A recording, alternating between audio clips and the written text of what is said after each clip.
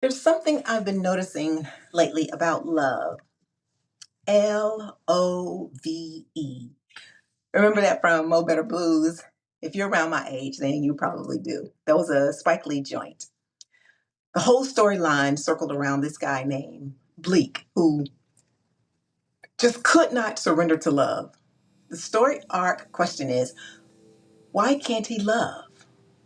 But when I now look at that movie line from the 80s, I think the bigger question is something else entirely different. That was the story arc that they gave to us. But I think it's something different now. What did the kind of love during those times and before the 80s actually get women?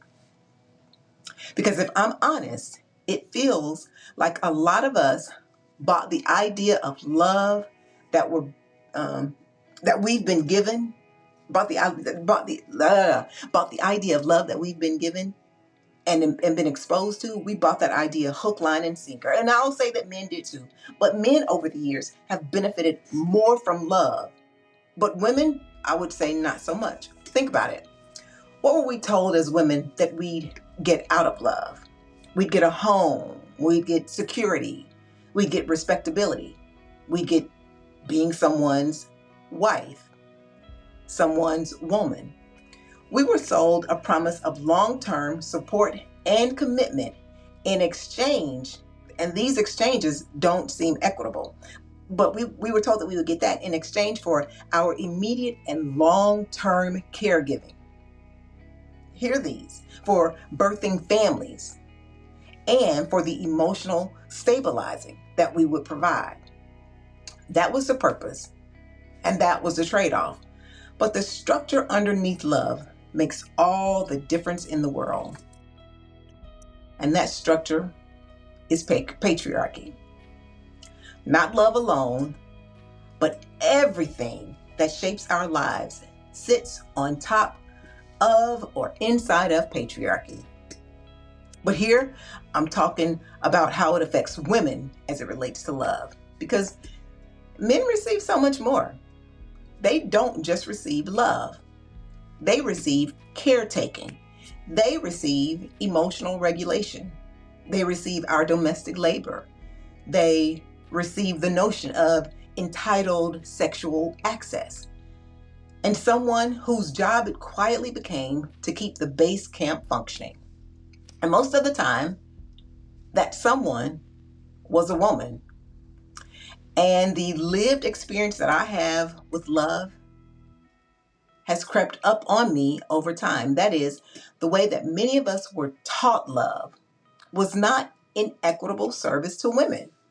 Because when you think about it, we had to be the flexible ones. We were expected to bend. And always first. We've been flexible with our moods. We've been flexible with our careers. We've been flexible with sex. We've been flexible with timelines for things that we want to accomplish. And we've been flexible with, he's not there yet.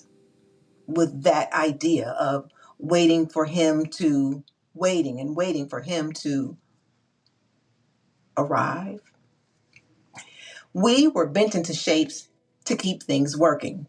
Without equitable adjustment, men weren't really expected to bend the same way. And you know that's just how it was.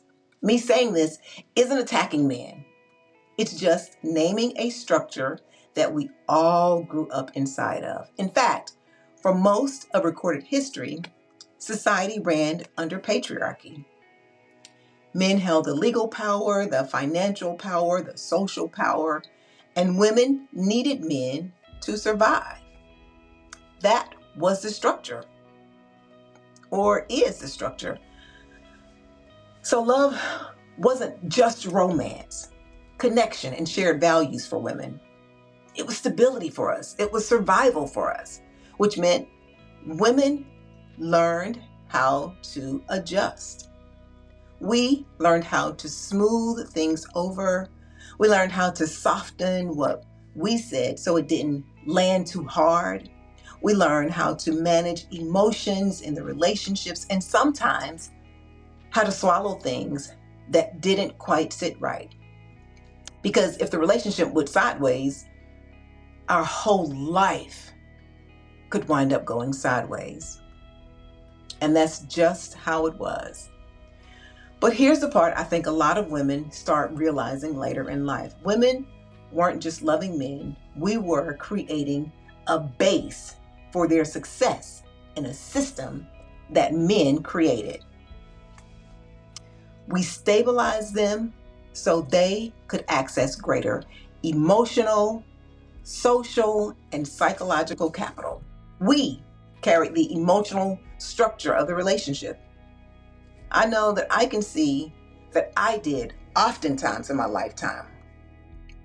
And once I started seeing how I engaged and played a role, my natural next question was, is what I'm experiencing primarily love in my relationships, or am I primarily here to support him, this system? Because those are two very different things. Now, fast forward, you're midlife. You built your own life, you have your own money, your own thoughts, your own experiences. Now, you're not dependent on a man to survive anymore, which means that entering into or being in loving relationships now is no longer about survival. Now, I know it's not all women. And because of this, many love, rather, many have relationships, and certainly marriage is one of our options. At this point, marriage is just an option to us. And when something becomes a choice, you start looking at it a little bit differently. You start asking something that maybe younger you never asked. You ask, do I actually like who I am inside of this relationship? And no longer, does he want me? Or is he still choosing me? You start asking yourself things like, am I shrinking? Because when you look back across the years, you start noticing things. Think about it for a second. How many times did you make yourself smaller just to keep the peace? How many times did something bother you and you told yourself, it's not that big a deal? How many times did you give more than you really had to give just to keep things steady, and far more than he gave? And this is the part that starts to land in midlife. All that bending costs something. It costs your voice. It sometimes costs your dreams and the direction that you want to take your life in. Sometimes it even costs parts of who you were before the relationship started shaping you. We were told that was love. We were told, be patient, be understanding, be ride or die. Meanwhile, a lot of men were allowed to stay emotionally surface level and still be centered and still center themselves. Not every man, but enough that it starts to look like a pattern between men and a pattern amongst women. Men could still be unfinished and still be prioritized. Women, on the other hand, were expected to be intuitive, nurturing, emotionally aware, sexually available, supportive, and grateful for it all. That's just how it was. That's really how it is now. But things have changed. And especially in midlife, something shifts. Your tolerance changes. Your body just doesn't want that dynamic anymore. You don't want to raise a grown man. You don't want to keep explaining basic things. And you definitely don't want to primarily be the bigger person. It all really just gets exhausting, especially when we see love through the lens of patriarchy and realize that our behavior is socialized and not biologic. I want to say that again. Our behavior is socialized under patriarchy, and the behaviors that we do because of how patriarchy has developed love over time, how patriarchy shapes everything to extract from women primarily.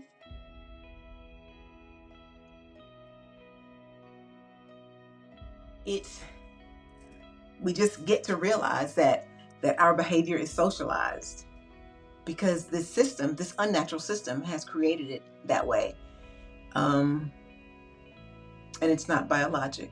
And when you start noticing that, it can make you look back at the whole idea of love just a little bit differently. So, not love itself, but the structure around it, because the version many of us inherited asked women to stay elastic, while men got to stay solid. Imagine love where that isn't the arrangement, where you don't need him, you want him, where flexibility goes both ways, where emotional maturity is mutual,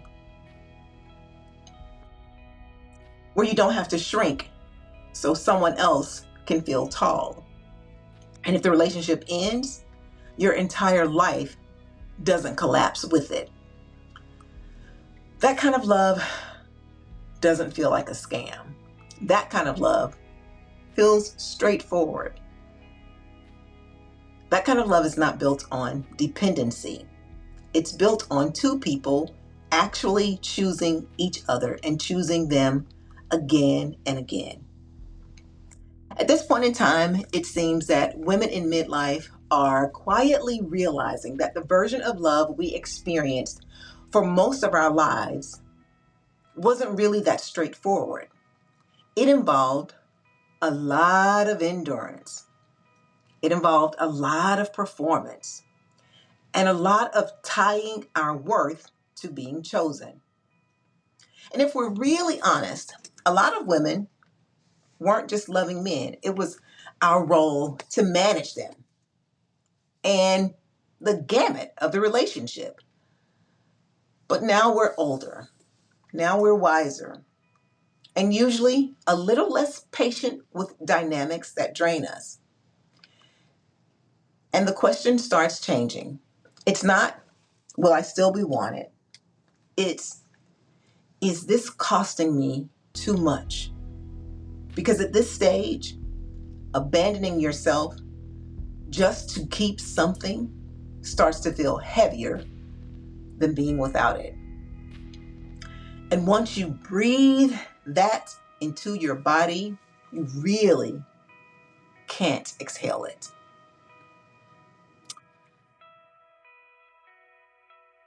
That's all I have on this talk today. I will see you in the next one.